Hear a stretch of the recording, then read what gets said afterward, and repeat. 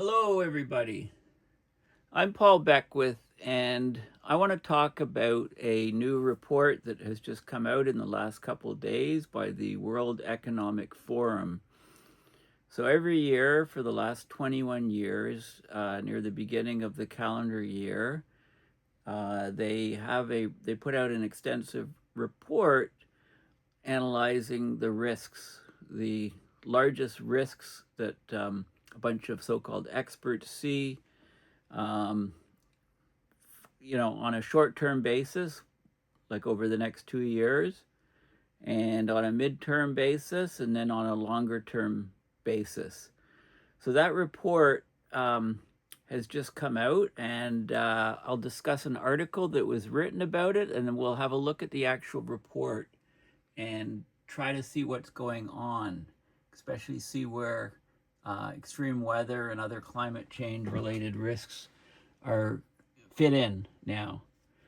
And so this is an article that was just published a few days ago. Global risks. These are the top 10 risks in 2026. Geoeconomic confrontation, okay, is what a term that they're using to talk about global economic interactions among countries, and it ranks highest in this age of competition. Now, I should say right off that this, although it's useful what they're saying, I think they really miss the point, because they don't come out and directly say that there's actually one person in the world, and I don't need to specify their name, who is greatly increasing the global risks in this category, geoeconomic confrontation, right? And if you look at armed conflict between states, there's just a few people that make those risks much higher. So basically, this whole idea of global risks is really skating around the key point that there's just a few individuals on our planet that are responsible for these elevated risks. So I guess the question is, if those few people weren't around, would the risks be much lower and much similar to the last year, for example, when this report was published, and most of the risks were environmental, climate change, tipping points, etc. And a lot of these climate risks have been supplanted now by what people think or are assessing as more immediate things based on who's elected and what's happening on the planet. So just keep that in mind when we look at this data. So they had a World Economic Forum annual meeting, and they came out with this article and the report, which I'll show you, open source. So the WEF, Global Risks Report 2026, finds the world in an age of competition marked by fragmentation and confrontation. Well, why is there so much fragmentation and confrontation? It's because of one person running one country, right? Yet they never clearly come out and say that. So that's my biggest objection with this whole process. Both the short and long-term outlooks of leaders and risk experts predict turbulent to stormy times. Geoeconomic confrontation, mis and disinformation, societal polarization make up the top three short-term risks. Environmental risks still dominate in the long term, like the 10-year sort of risk outlook. And there's going to be a meeting very soon, starting actually in a couple days. Davos, the Davos meeting is always in early, sort of towards the end of January each year, and it's going to focus on, the report comes out just before that, and lots of people at Davos use the report in their discussions. The focus this year is on reestablishing a spirit of dialogue. Well, yeah, I mean, if it wasn't for one particular person in one country who I won't mention, right? If that person wasn't in charge anymore for whatever reason, then there's nothing stopping a spirit of dialogue, and there's nothing stopping us going back from what they're saying the top risks are today, geoeconomic confrontation, to what we talked about, say, last year as the top risks. Again, I can't emphasize this more. So they surveyed 1,300 global leaders, had consultations with risk experts, and they saw a distinct shift to an age of competition. Well, yeah, no surprise there. I mean, this is obvious stuff. Uncertainty will remain the defining theme in the near future. Half the respondents expect 2026 to be either turbulent or stormy in the next 2 years. Taking a 10-year risk perspective, that share expands to 57%, with about a fifth anticipating global catastrophic risks in the offing. So, key findings. Uncertainties defining the global risks outlook. 50% of respondents anticipate either a turbulent or stormy outlook over the next 2 years, and that's 57% over the next 10 years. So this is people that think things are going to be calm. This is in the short term, this is in the long term, 10 years, 1%, stable, 9-10%, unsettled, the risks jump in the short term, 40%, turbulent, 42%, stormy, 8%. And in the longer term, more people think stormy, and less people think stable, basically. So they talk about geoeconomic confrontation, and that threatens multilateralism. Well, gee, I wonder who's causing that. With the long-established multilateral global system under stress, geoeconomic confrontations now top of mind for leaders and risk experts in 2026. And that's challenges to trade, investment, supply chains, access to natural resources. It's pushed state-based armed conflict, last year's highest ranked risk, into second place. It says, while we may be getting used to tariffs, there's a risk for geoeconomic confrontation to turn into full-scale economic war, with blockades of ports, export restrictions for key goods, canceled contracts, capital controls.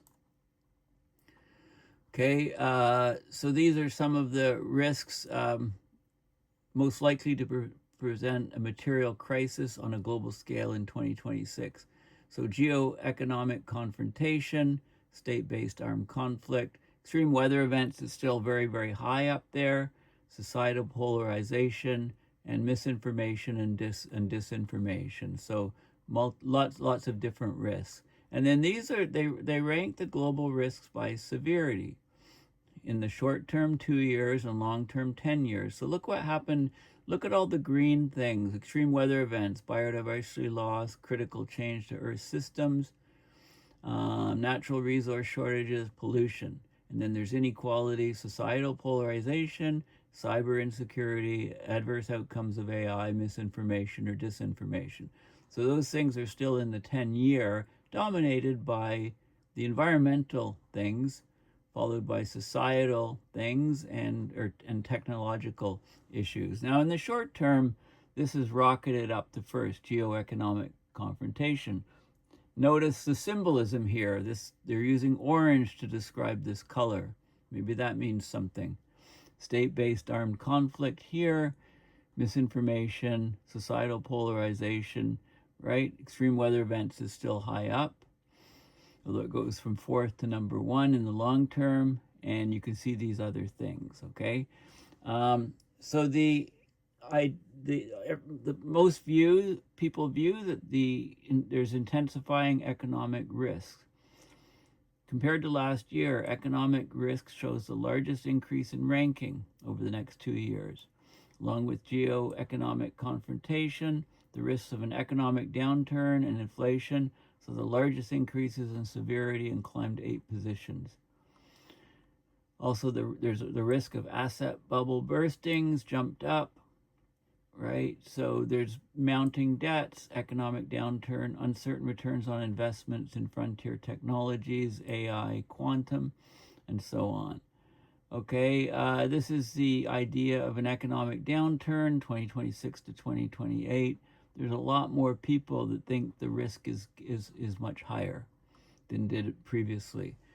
Unchecked technology risks in AI, quantum computing.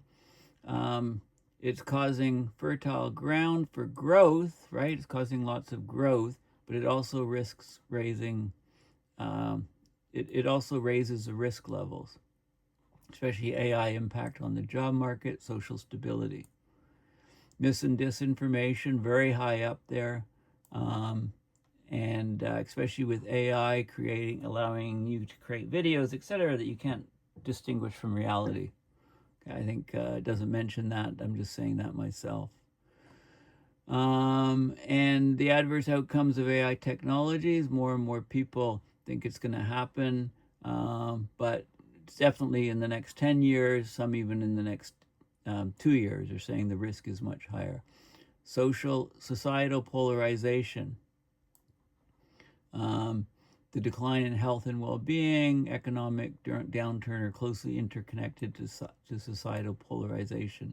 Misinformation, disinformation, geoeconomic confrontation also connected.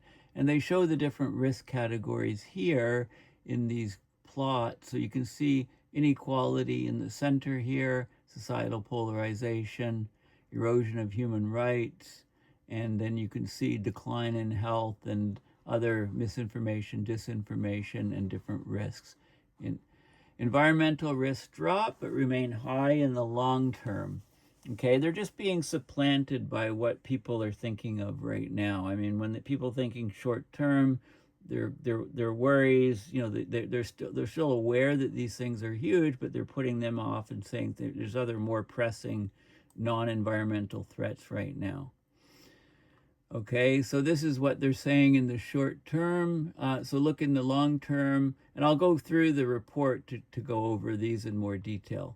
But these are the top 33 global risks. And they're saying the old global order is at an inflection point, right? As protectionism, strategic industrial policy are on the rise, governments taking more active control of critical supply chains, right? A more intensely competitive world. And again, this is one guy in one country who's leading one country causing this increased risk. So it's kind of amazing, this report and the perception of how risks have changed because of one person. But it never states that. So anyway, let's look at their actual report. You can download it from here, from their website, 102-page report. The Global Risks Report 2026, it's the 21st edition, like I said. And I love this image here, Earth on a Precipice. I'll probably use this as my splash screen for this video. And they talk about what's happening now, over the next 2 years, over the next 10 years. Okay, and then they specifically look at some of the individual risks. I mean, I'm not gonna go over the whole thing, but let's just go through and have a look at what's going on. So they talk a little bit about what they do and the key findings. Multilateralism is in retreat. Gee, I wonder why. Which of the following best characterizes your outlook for the world over the following time periods? 2 years. And again, this is the calm. Fewer people say it's calm or stable. More people say it's unsettled, turbulent, and even stormy. And in the short, you know, when we get to the longer term, 10 years out, it's even more stormy. This is because of a lot of the climate change related factors. Economic risks are intensifying. Please select one risk that you believe is most likely to present a material crisis on a global scale in 2026. So a crisis that actually materializes is what they mean. And here we have geoeconomic confrontation, state-based armed conflict. We can see why these are happening. This is all primarily to one guy. This is all primarily to a different leader of a different country, a couple different leaders. Extreme weather is still there, high. Societal polarization, mis and disinformation, economic downturn. Well, the stock markets have gone crazy, for example. Gee, I wonder why economic downturn is more of a concern to many people who've made a killing on stock markets going up to the stratosphere, right? So, you know, there's a lot of things that are not really a big surprise in this report. Then they have AI, adverse outcomes, cyber insecurity, But then they lower down, like the critical changes. I mean, the AMOC is possibly collapsing. Only 2% of people are worried about that as much as these other things. These other things are all in your face more. Okay, so anyway, let's have a look. These are global risks ranked over a 2-year period and a 10-year period. Again, remember, this is the World Economic Forum. These are mostly economic people that are involved. So they just downplayed all of these green things, pushed them off. They're still high on 10 years, but extreme weather is in here and pollution's still in here. You know, it's interesting, pollution still stayed in, but all of these other things kind of vanished. So we've got geoeconomic confrontation, mis and disinformation becoming much, much higher with AI. Adding to this, societal polarization, state-based armed conflict, and so on. So you can see the rankings, you can see the perception of these mostly economic people on their risks. And then change in short-term global risk perception. So geoeconomic confrontation jumped 8 points to first place. Economic downturn getting more and more of a worry for people because because of the things like the stock market going to the stratosphere. Inflation on the rise, so becoming more of a worry. Asset bubble bursts and disruptions to critical infrastructure. Well, we've seen disruptions already to critical infrastructure, and many of this is due to extreme weather events and so on. Stable levels of concern, things that didn't change much. The biggest fall in ranking. So suddenly people aren't interested so much in crime and illicit economic activity. It fell 12 places. And they're not so worried about tipping points or critical changes in our system, biodiversity laws, right? So you can see, this is not really too much of a surprise. You can see what has changed in the World Economic Forum people's views, and it's not surprising. So you can see lower ranking risks by severity, short-term and long-term. Societies on the edge, environmental concerns are being deprioritized, right? People are getting used to extreme weather events, so, they know what it does. They think, okay, if it stays the way it is now, it won't be so bad. They don't realize that it's going to get a lot worse. So here's an interconnections map showing the global risks landscapes, and you can see inequality, decline in health, societal polarization, some of the key things, misinformation, disinformation.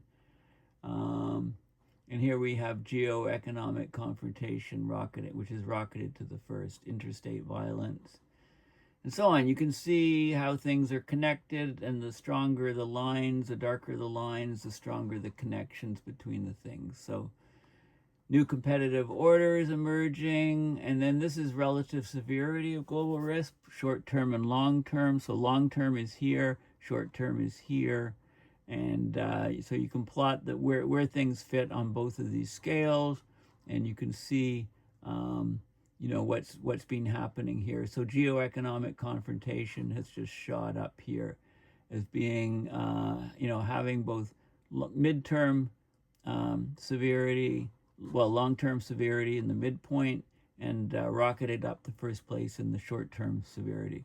Okay, so it's the furthest to the right, and then misinformation and disinformation, extreme weather events here.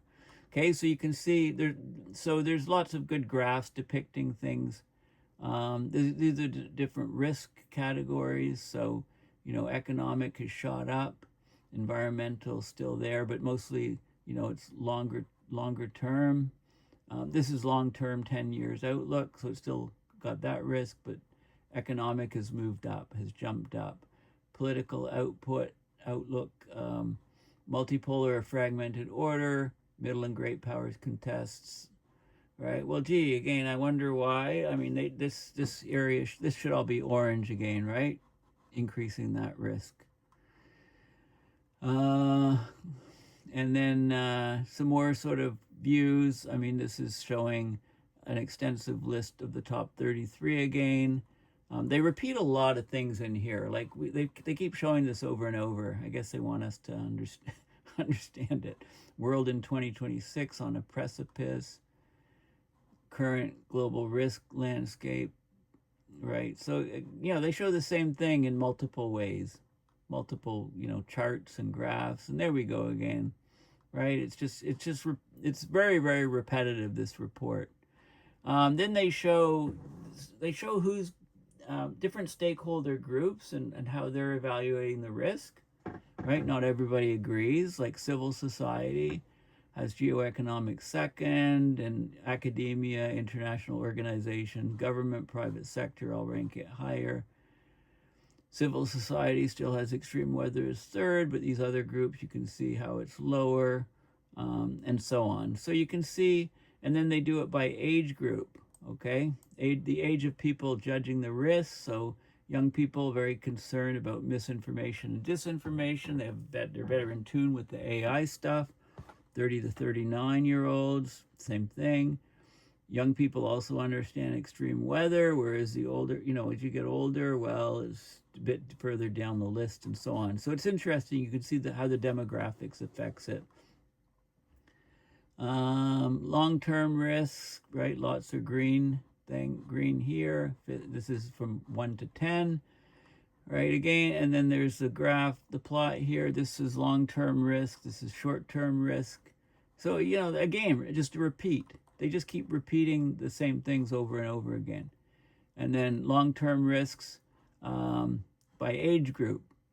Okay, everybody here, people are understanding. Look at all the green things. Look at all the climate and nature things here. So, yeah, for 10-year risks, people have just pushed out the risks for climate stuff. They don't realize, they don't understand tipping points, how everything can change. Stakeholder group. Okay, a lot of consistency among the different groups for the long term. Darkening outlook for short term. I've already talked about that. Yeah, so you get the idea. I mean, I could go through.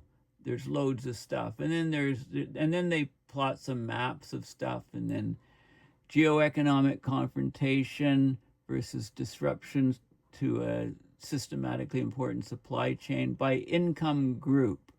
Okay, so they put all the countries on here and look at their views. Realpolitik logic meets Weltpolitik ambition, whatever that means.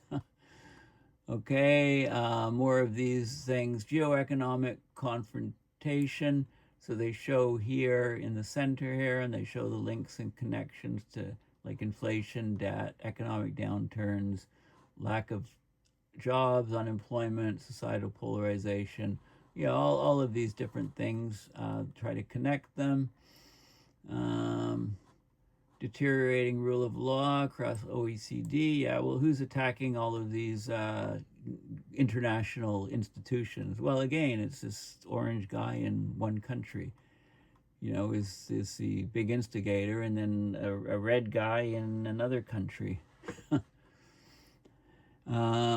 Global treaties and agreements, top risks, right? And they have different global treaties and agreements, like UNFCCC, that should be FCCC, Paris, Montreal, NPT, World Trade Organization, and their effect on all of these different risks, right? But they're getting weaker and weaker and weaker because, countries want to pull out of those values of war.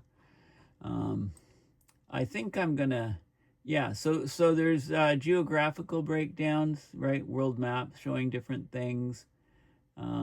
Anyway, you get the point. Have a look at this paper. It's worth looking at. But again, just keep in mind, just ask yourself the question. If there were a few key players on the planet who are no longer had the power that they have for whatever reason, this report would have to be redone. It would be totally different in a week, right? If some of the primary players on the world scene vanish from the world scene in a week, they would have to completely redo another report, and it would look a lot more like last year's report, I believe. If you get one thing, it's heavily referenced and so on, but they're all scared to say what I've just said. Anyway, have a look at it and let me know in the comments what you think yourself about this report. Please go to paulbeckwith.net and donate to PayPal to support my research and videos, or you can kick me some little bit of cash to help support my climate education initiatives, which are mostly YouTube videos, but I'm hoping to expand out from that in some other areas this year. So anyway, thanks for listening, and bye for now.